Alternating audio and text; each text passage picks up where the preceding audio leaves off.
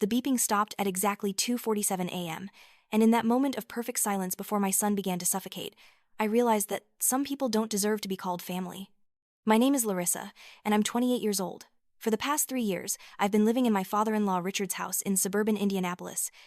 Ever since my husband died in a construction accident and left me with nothing but debt and a 2-year-old son with severe respiratory problems. Leo was born premature, and his lungs never fully developed. He needs an oxygen concentrator to breathe at night, along with medical equipment that costs more per month than I make, working double shifts at the Waffle House. Richard took us in, but not out of kindness. "You're here because you got nowhere else to go." He told me that first night. Don't forget that. His wife Susan stood behind him, arms crossed, disapproving. Their daughter Chloe, my late husband's younger sister, just stared at her phone, barely acknowledging us. From the outside, the split-level house looked picture-perfect. Inside, it was hell. Richard was a purchasing manager who believed showing emotion was weakness. Susan was a receptionist who played the perfect Christian woman at church while treating me like hired help at home. But Chloe was the worst. At 19, she dropped out of college and spent all her time trying to become a TikTok influencer with about 15,000 followers, posting dark humor videos that were just mean. She saw Leo and me as props for her content. Those first months, I tried desperately to make it work. I cleaned the entire house daily before my restaurant shift. I cooked dinner even when exhausted. I offered to pay rent once I saved enough, though Richard had taken control of Leo's survivor benefits, claiming he was managing them since I was clearly not good with money. I later discovered he was using most of it for Chloe's car and his bar tabs. I kept quiet. I smiled when Susan called Leo sickly and high maintenance. I ignored Richard's complaints about electricity bills. I even laughed when Chloe joked about Leo being Darth Vader Jr. because of his breathing equipment. I told myself it was temporary, that I just needed to save enough to get our own place. Leo was such a sweet child. He had his father's dark curly hair and big brown eyes that seemed to understand more than any 4-year-old should. He never complained about the tubes, masks, or constant doctor appointments. Every night, I'd sit beside him, holding his hand, listening to the oxygen concentrator's steady hum, and sing, "You Are My Sunshine," until he drifted off. During the day while I worked, Susan was supposed to watch him. I paid her $100 weekly, money I could barely afford, but she mostly parked him in front of the TV and ignored him. More than once, I came home to find Leo in the same spot 8 hours later, hungry and needing his diaper changed because Susan had forgotten him. I started bringing Leo to work sometimes, setting him up in a quiet booth with coloring books and his portable oxygen tank. My manager Denise looked the other way. "That boy is better behaved than half my customers," she'd say. Then Chloe's channel started growing. By 2 years in, she had 50,000 followers. The videos that performed best were always cruel pranks. She began filming Leo without permission, posting clips of him with his oxygen mask, adding captions like, "When your nephew is literally dying for attention," with laughing emojis. I begged her to stop. She refused. "It's just a joke, Larissa. Besides, this is my house. I can film whatever I want." When I went to Richard and Susan, they took her side. "She's building a career," Susan said. "You should be supportive instead of jealous." Richard slammed his hand on the table. "Your son wouldn't even be alive without the roof I provide. You think that equipment runs on good intentions? I'm taking care of everything, and all you do is complain." I wanted to scream that he was stealing Leo's benefits, that I was working myself to exhaustion. But I swallowed it down. I had nowhere else to go. The incident started small. Chloe would accidentally unplug Leo's nebulizer during treatments. She'd hide his emergency inhaler, claiming she thought it was a prop. Once, she poured water near his oxygen concentrator, then laughed when I freaked out. I started sleeping with one eye open. I moved critical equipment away from where Chloe could reach it. I installed a lock on our basement door. I documented everything in a hidden notebook: dates, times, incidents, missing money. I lived in constant fear and exhaustion. At work, I'd stand flipping hash browns on autopilot, my mind back at the house worrying. Was Leo's oxygen level okay? Had Susan given him his medication? Was Chloe filming him again? The tips kept me going.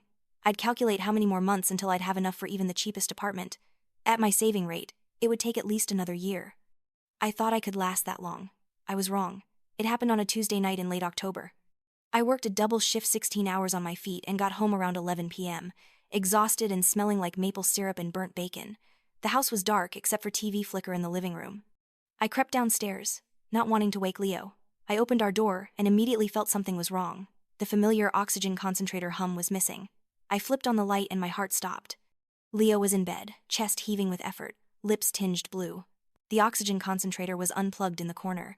The backup oxygen tank had its valve closed tight. "Leo!" I ran to him. His terrified eyes couldn't speak because he couldn't get enough air. His small hands clutched at his throat. I grabbed the backup tank, fingers shaking so badly I could barely turn the valve.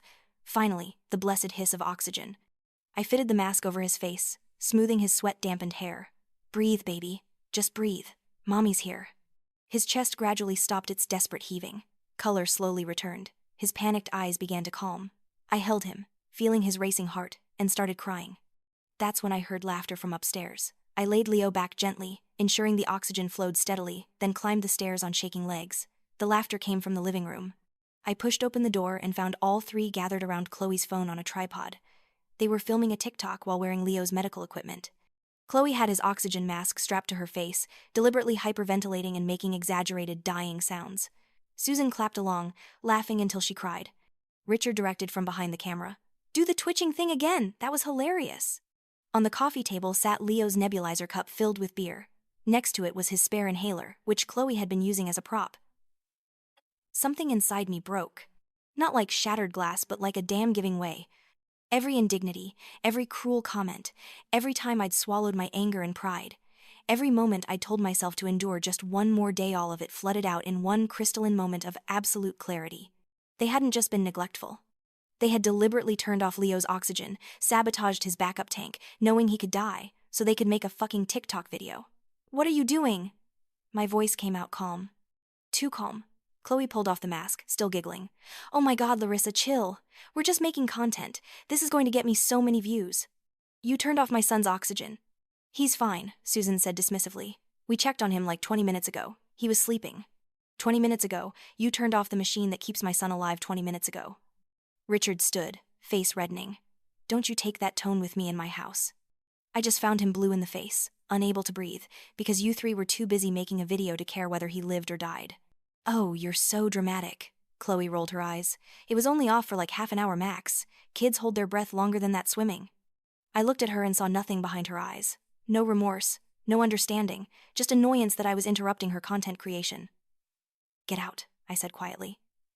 "Excuse me?" Richard stepped toward me. "This is my house. You don't tell anyone to get out. Get out of my way so I can pack our things. We're leaving." Susan laughed sharply. "Go where? You can barely feed that boy. You think any landlord wants to deal with all that equipment? You need us." "She's right," Richard crossed his arms. "You got no job that pays enough, no savings. You're nothing without us. Go back downstairs and be grateful for what you got." I pulled out my phone. "I'm calling the police." Richard moved fast. He grabbed my wrist, squeezing hard enough to make me drop the phone. "You're not calling anyone except going back to that basement and remembering your place." His face was inches from mine. I could smell whiskey on his breath. "Everything you got because of me. That equipment, I paid for it. That medicine, I paid for it. You really want to test me?" I should have been afraid.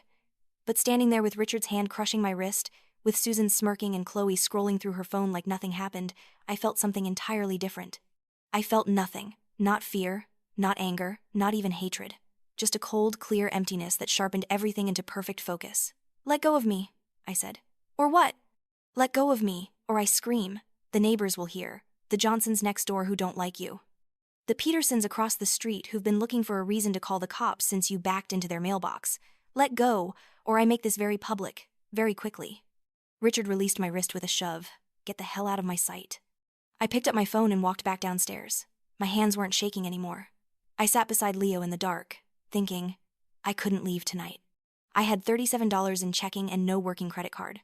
No car. The nearest shelter was 10 miles away, and I couldn't transport Leo and his equipment on foot or by bus at midnight. But I didn't have to leave to win. I stayed awake the rest of that night with my laptop glowing, and I began to plan. The next morning, I went to work as usual. I asked Denise for a reference for an apartment application. During my break, I called Leo's doctor, Dr. Martinez. She agreed to write whatever I needed. I called my cousin in Oregon whom I hadn't spoken to in 6 years. When I told her everything, she started crying. "I can still help," she said. Over the next weeks, I became a ghost in Richard's house. I spoke only when spoken to, worked my shifts, cared for Leo, and disappeared to our basement room. But I wasn't idle. I downloaded every video Chloe had posted featuring Leo. I took screenshots of every comment, every cruel caption. I found the TikTok from that terrible Tuesday night with the caption, "When your nephew's medical equipment makes better content than he does, number dark humor." It had 12,000 views. I started recording conversations. I got Richard admitting he was using Leo's benefits for personal expenses. I got Susan saying she'd rather not have to deal with that sick kid. I got Chloe explaining her content strategy. The sicker he looks, the more views I get. I researched tenants' rights, financial abuse, child endangerment laws at the public library. I learned Richard's control of Leo's benefits was illegal. I discovered what Chloe was doing violated several laws. I contacted a paralegal through a legal aid program. I brought all my documentation. You have a case, she said finally. Several cases, but it's going to get ugly. I've been living ugly for 3 years, I told her. I'm ready for a different kind of ugly. She helped me file complaints with Adult Protective Services and Child Protective Services. She gave me contact information for a reporter at the Indianapolis Star. But I wanted more than official complaints that would take months. I wanted them to feel what they'd done to us. Chloe gave me the perfect opportunity. In early December, she announced she'd hit 75,000 followers and landed her first sponsorship $500 from an energy drink company. She planned a big live stream to celebrate. I made my move Thursday night. I contacted an old friend Marcus who worked in social media marketing. I showed him the evidence. He was appalled and immediately agreed to help. Together, we created a comprehensive file every video, screenshot, audio recording, photo, bank statement. We created a simple website called The Truth About Chloe Henderson, laying out everything chronologically with dates, evidence, and context. Friday arrived. At 7:55 p.m., I texted Marcus, "Go." At 7:58 p.m., he published the website. At 7:59 p.m., he shared it to our high school Facebook group, the local community group, a subreddit dedicated to calling out exploitation of minors. He emailed it to the energy drink company's PR department, the Indianapolis Star Reporter, and the Indiana Department of Child Services. At 8 p.m. exactly, Chloe went live. I sat in the basement with my laptop, watching her public live stream while monitoring the spreading wildfire. "Hey guys, welcome to my 75K celebration." Chloe's voice was bubbly. The viewer count climbed 500, 600, 700, but the chat wasn't full of heart emojis. "Is this the girl who abuses her disabled nephew? Someone posted a website about you. You're disgusting." Chloe's smile faltered. "What are you guys talking about?" More messages flooded in. "TheTruthAboutChloeHenderson.com. You should be in jail. That poor kid." I watched Chloe's face drain of color as she pulled up the site. The livestream captured her reaction perfectly: shock, panic, realization that everything was out there. "This is fake," she said, voice shaking. "Someone hacked my accounts." But it was too late. The livestream peaked at 3,000 viewers, but they weren't there to celebrate. They were there to witness her exposure. People were screen recording, sharing the link everywhere. Within minutes, I heard shouting upstairs. Richard bellowing, "What the hell is this? There are bank statements here. Private medical records." Susan shrieking, "The neighbors are texting me. The church group. Everyone's seen this." Chloe ended the livestream abruptly. The website had been viewed over 10,000 times in 15 minutes. The subreddit post hit the front page. I checked my email. The Indianapolis Star Reporter had responded, "I'd like to speak with you as soon as possible." The energy drink company posted on Twitter, "We are immediately terminating our relationship with this creator and will be donating the sponsorship money to Riley Children's Health." From CPS, "We have received your report and supporting documentation. An investigator will be at the address first thing tomorrow morning." I climbed the basement stairs. The house was in chaos. Richard was frantically calling someone. Susan was crying at the kitchen table. Chloe sobbed in her room. I cleared my throat. Richard whirled on me, face purple with rage. "You did this." "Yes," I said simply. "I did this." "You little bitch." He started toward me, but Susan grabbed his arm. "Richard, don't. Everyone's watching. You touch her now and it'll be over." He stopped, eyes murderous. "I want you out, tonight, right now." "I don't think so," I said calmly. "I've already called CPS. They'll be here tomorrow morning. I've also filed a police report about the incident where Leo's oxygen was deliberately turned off. That's child endangerment at minimum." "You can't prove that," Chloe emerged, face blotchy. I pulled out my phone and played the audio recording. Her own voice filled the room. "The sicker he looks, the more views I get. It's kind of perfect." Her face went white. "I have 3 years of evidence," I continued. "Recordings, photos, videos, documentation from Leo's doctors. And now it's all been seen by thousands of people, including the authorities. So no, we're not leaving tonight. We're going to wait right here for CPS. And you're all going to hope I'm feeling merciful enough not to press criminal charges." Absolute silence. For the first time in 3 years, they had nothing to say. I went back downstairs. My hands were steady. My heart was calm. I checked on Leo, sleeping peacefully, then emailed my cousin in Oregon. "It's done. Whatever happens next, we're going to be okay." I didn't sleep that night. By midnight, local news sites had picked it up. By 2 a.m., it was trending on Twitter. By morning, it had gone national. At 8 a.m., 2 CPS investigators and a police officer knocked. Behind them, neighbors gathered on the street, some recording everything. For 4 hours, they documented everything. They photographed Leo's room, equipment, medications. They interviewed Leo separately, then me, about the finances and living situation. They interviewed Richard, Susan, and Chloe, whose stories didn't match the evidence. By noon, the decision was made. Patricia Chen, the lead investigator, sat with me. "Mrs. Adams, I don't believe this is a safe environment for your son. Do you have anywhere else you can go?" My cousin in Oregon offered to take us in, but I don't have money for plane tickets. Let me make some calls. Within an hour, she'd connected me with a local organization that helped families in crisis. They had emergency funds for plane tickets and shipping Leo's equipment. We could be on a flight that evening. There's also the matter of the survivor benefits. Patricia said, "Mr. Henderson has been misusing them. We'll be filing charges. In the meantime, we're freezing his access. The benefits will be redirected to you directly." I started crying from relief so overwhelming I couldn't contain it. That afternoon, I packed our few belongings. Chloe tried to approach once. "Larissa, please. My whole life is ruined. I lost all my followers." I looked at her and felt nothing. "You did this to yourself," I said, and walked away. We left for the airport at 5 p.m. As we pulled away, I looked back and saw Richard standing in the doorway, shoulders slumped, face aged a decade.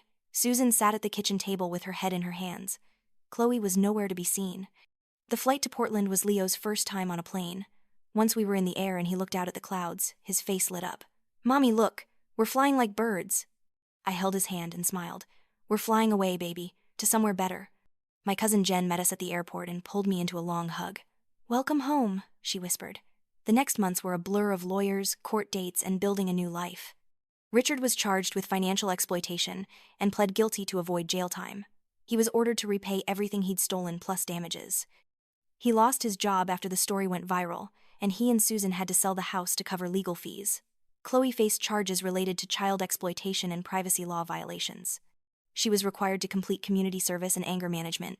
Her TikTok account was permanently banned. She tried starting fresh on other platforms, but the internet never forgets. Every time she appeared somewhere new, people flooded the comments with links to what she'd done. The survivor benefits were transferred to my control. Jen's apartment in Portland felt like a palace compared to that basement. She helped me navigate getting Leo established with new doctors and specialists. For the first month, I barely left the apartment. I was afraid Richard would find us, that CPS would decide I was unfit. But slowly, day by day, I began to heal. Leo thrived. Within weeks, his health improved noticeably. His new doctor was amazed at his progress. "Whatever you're doing differently, keep doing it." What was different was simple. We weren't living in fear anymore. Leo could sleep through the night without me worrying someone would sabotage his equipment. He could just be a kid. In March, I got a job at a diner called the Old Town Breakfast Club. The owner, Margaret, hired me on the spot after I told her my story. "I believe in second chances," she said. "You start Monday." The work was familiar and comforting. But everything was different because I was different. I wasn't working out of desperation anymore.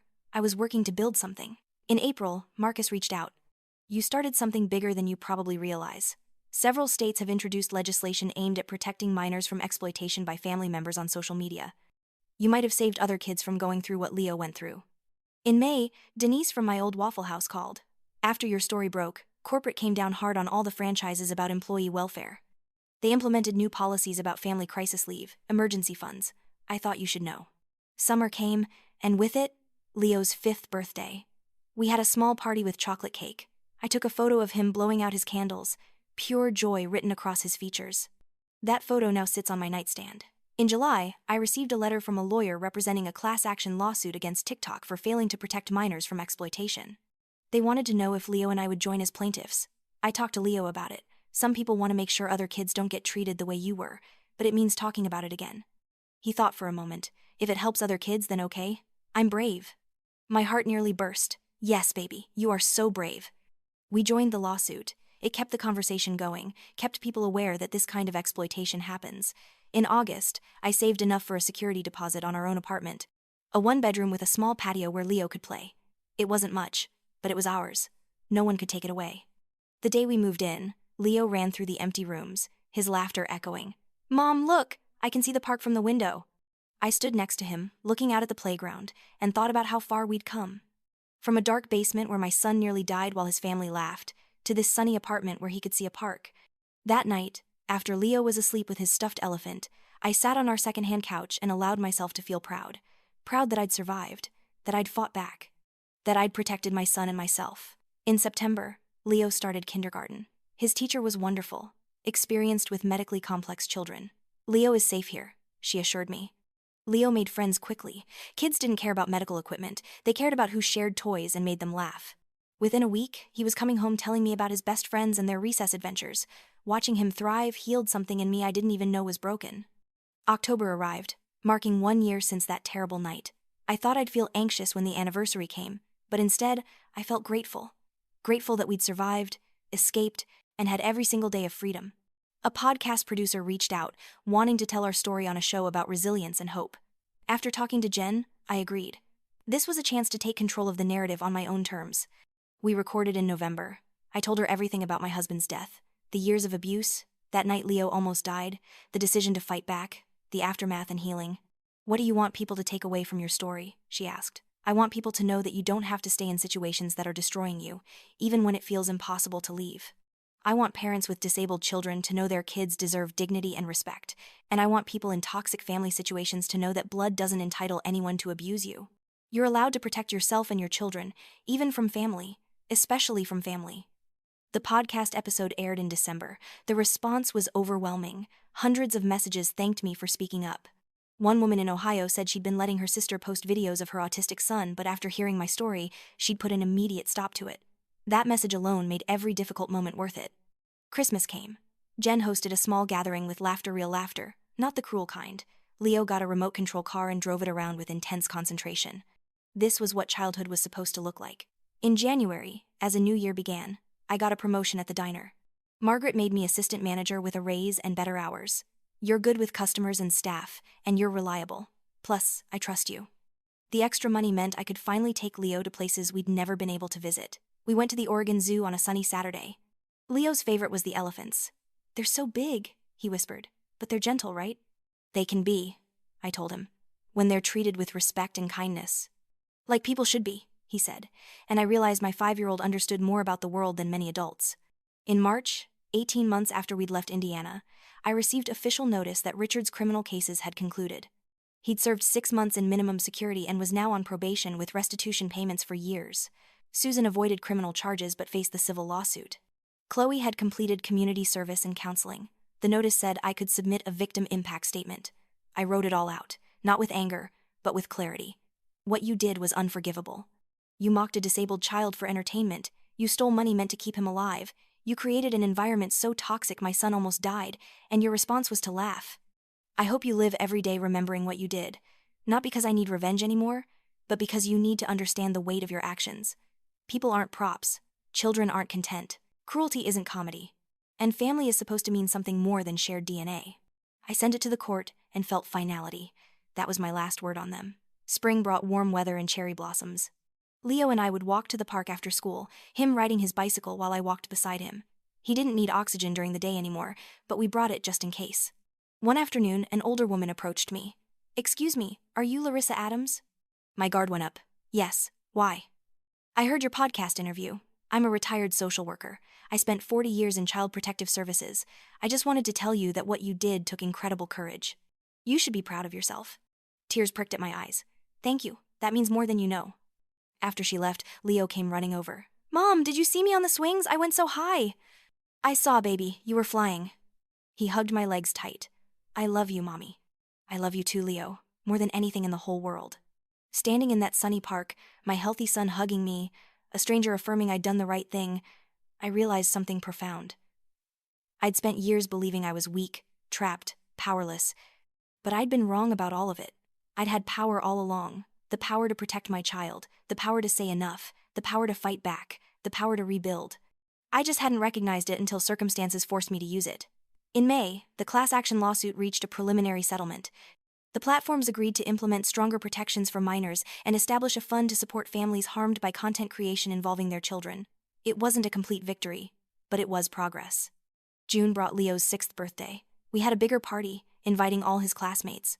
We had games and pizza and a rocket ship cake because Leo wanted to be an astronaut. Watching him blow out his candles, surrounded by friends, healthy and happy and safe, I thought about how close I'd come to losing him, and I thought about the choice I'd made. To stop accepting unacceptable treatment, to risk everything for the chance at something better, to fight. It was the hardest thing I'd ever done. It cost me almost everything. But it gave me back something infinitely more valuable. It gave me my son's life. It gave me my own life. It gave us a future. After the party, Jen and I sat on my patio with tea, watching the sunset over Portland. "You did good," she said quietly. "I'm proud of you." "I couldn't have done it without you," I told her. "You gave us a safe place to land." That's what family does. Real family, anyway. Real family. Richard, Susan, and Chloe had been family by blood, by marriage, but they'd never been family in any way that mattered. Jen had shown me more love and support in 18 months than they had in 3 years. Family wasn't about DNA. It was about who showed up, who protected you, who celebrated your victories and held you through defeats, who made you feel safe and valued and loved. In July, a local news station contacted me for a follow-up story about how we were doing. I agreed, with one condition: they had to protect Leo's privacy. No showing his face or using his full name. When the segment aired, it showed not just what we'd survived, but what we'd built. It ended with me saying, "If there's anything I want people to take from our story, it's that you're stronger than you think, and you deserve better than cruelty, even from family. Especially from family." August marked 2 years since we'd left Indiana. To celebrate, Jen, Leo, and I took a weekend trip to the Oregon coast. Leo had never seen the ocean. When we got to Cannon Beach and he saw the vast expanse of water, his face lit up with absolute wonder. He ran toward the waves, laughing as cold water splashed over his feet, and I ran after him, both of us getting soaked. That night in our hotel room, after Leo fell asleep to the sound of waves, I sat on the balcony thinking about courage. I'd never thought of myself as courageous. But maybe courage wasn't about grand gestures. Maybe it was about doing the necessary thing even when you're terrified. About protecting what matters most, even when it costs everything. About believing you deserve better, and fighting for it, one day at a time. If that was courage, then yes, I had been courageous. I still was. In September, Leo started first grade. His teacher pulled me aside after the first week. "Leo's been telling the other kids about his oxygen equipment, explaining how it works, very matter of fact. And you know what? The kids think it's cool. He's turning something that could be a source of shame into something interesting. That's pretty remarkable for a 6-year-old. Pride swelled in my chest. Richard, Susan, and Chloe had tried to make Leo feel ashamed of being different, but instead, they'd given him an early lesson in resilience. October came again, marking 3 years since that terrible night. This time, I marked the anniversary with celebration. Leo and I went to his favorite pizza place with arcade games. We ate too much and laughed until our sides hurt. On the way home, Leo said, "Mom, I don't really remember the old house." "That's okay, baby. You don't need to remember." "Was it bad there?" "It wasn't a good place for us," I said carefully. "Some of the people there weren't very kind. But that's why we left, and now we're somewhere good, with people who love us." He nodded. "I'm glad we left." "Me too, sweetheart." That night, as I tucked him in and sang "You Are My Sunshine" like I had every night for 6 years, I allowed myself to fully feel the weight of what we'd accomplished. We'd survived. We'd escaped. We'd rebuilt. And we were happy. The oxygen concentrator hummed its familiar tune in the background, but it wasn't a sound of fear anymore. It was a sound of survival, of resilience, of a mother's love and a child's strength. In November, something unexpected happened. I received a handwritten letter from Susan. It was shaky and filled with crossed-out words. She wrote that she was in therapy now, that she finally understood what they'd done was abuse. I wasn't good. I was complicit, and that's almost worse because I knew better and did nothing. "I'm not asking for forgiveness. I just needed you to know that you were right." I read the letter 3 times, then folded it and put it in a drawer. I didn't respond. Maybe someday I would, or maybe I wouldn't. Either way was okay. I didn't owe Susan closure. What mattered was that Leo and I were safe and healing. In December, the civil lawsuit was settled. The platforms agreed to pay damages to all families in the class action, including ours. It wasn't life-changing money, but it was enough for a college fund for Leo and a real emergency savings account. Money that was truly ours. Christmas that year was quiet but perfect. We had our own traditions now. We made cookies and watched holiday movies. We volunteered at a shelter, serving meals to struggling families. Leo handed out toys with such generosity that it made my heart ache with pride. On Christmas morning, Leo opened a journal with his name embossed on the cover. "What's this for?" he asked. "It's for writing down your thoughts, dreams, adventures. Your story belongs to you, Leo, not to anyone else." He carefully opened to the first blank page and wrote with his 6-year-old handwriting, "My name is Leo and I am brave." I hugged him tight, blinking back tears. Yes, he was brave. And he was going to be okay. We both were. As the new year approached, I found myself reflecting on the past 3 years. 3 years since that terrible night when everything changed. 3 years of fighting, surviving, healing, and rebuilding. I was 31 now, still young, with so much life ahead of me. On New Year's Eve, after Leo was asleep, I sat down and wrote my own journal entry for myself. A record of where I'd been and where I was going. 3 years ago, I was trapped in a nightmare, convinced I had no way out. I believed I was weak, powerless, at the mercy of people who claimed to be family but were really predators. I thought I had to accept cruelty because I had no other options. But I was wrong. I wasn't weak, I was surviving. I wasn't powerless, I was gathering strength. And I did have options. I just had to be brave enough to take them. That night, when Leo almost died, when I found them mocking him and wearing his medical equipment like props, something broke in me, but something else was born. A determination. A clarity. A refusal to accept one more second of their abuse. I fought back. I exposed them. I protected my son. And in doing so, I saved both of us. The journey hasn't been easy. There were days I wanted to give up, days I wasn't sure we'd make it, days the fear and exhaustion felt like too much to bear. But we did make it. We're not just surviving anymore. We're thriving. Leo is healthy and happy. I have a job I'm proud of, a home that's truly ours, and people in our lives who genuinely care about us. We have a future that isn't defined by the cruelty we endured, but by the strength we discovered. I learned that family isn't about blood or obligation. It's about love, respect, and showing up for each other. I learned that speaking up, even when your voice shakes, is worth it. I learned that you can break free from situations that seem impossible to escape. Most importantly, I learned that I am enough. I always was. I didn't need Richard's roof over my head or his generosity. I didn't need to accept Susan's judgment or Chloe's cruelty. I needed what I already had: the fierce love I have for my son and the determination to protect him at all costs. To anyone reading this who might be in a similar situation, you are stronger than you think. Your circumstances don't define your worth, and you deserve better than abuse, no matter who it comes from. It's scary to fight back, terrifying to leave, overwhelming to start over. But it's possible, and on the other side of that fear is freedom. Leo and I are living proof of that. I closed the journal and looked around our small apartment. It wasn't fancy, but every corner held safety and love. The kitchen, where I made Leo breakfast every morning. The living room, where we built pillow forts and read stories. The bedroom, where he slept peacefully, his oxygen concentrator humming its reassuring song. This was home. Not because of the walls or the furniture, but because here, we were free. Free from fear, free from cruelty, free to just be ourselves. The next morning, New Year's Day, Leo woke me up early, bouncing with excitement. "Mommy, it's a new year. Can we make wishes?" I pulled him into bed with me. "What would you wish for, baby?" He thought seriously for a moment. "I wish we can stay happy like this forever. And I wish for a puppy, but mostly the happy part." I kissed the top of his head. "I think we can make both of those wishes come true." His eyes went wide. "Really? A puppy?" I laughed. "We'll talk about the puppy, but the happy part? That one I can promise." And I meant it. We'd fought too hard for this happiness to let anything take it away from us. The worst was behind us. Ahead lay possibility, hope, and a future we were building together, one day at a time. As I made breakfast that morning, with Leo chattering away about what kind of puppy he wanted, I realized something profound. For 3 years in Richard's house, I'd felt like I was drowning, gasping for air just like Leo without his oxygen. But I wasn't drowning anymore. I was breathing. Really, truly breathing. We both were, and that made all the difference.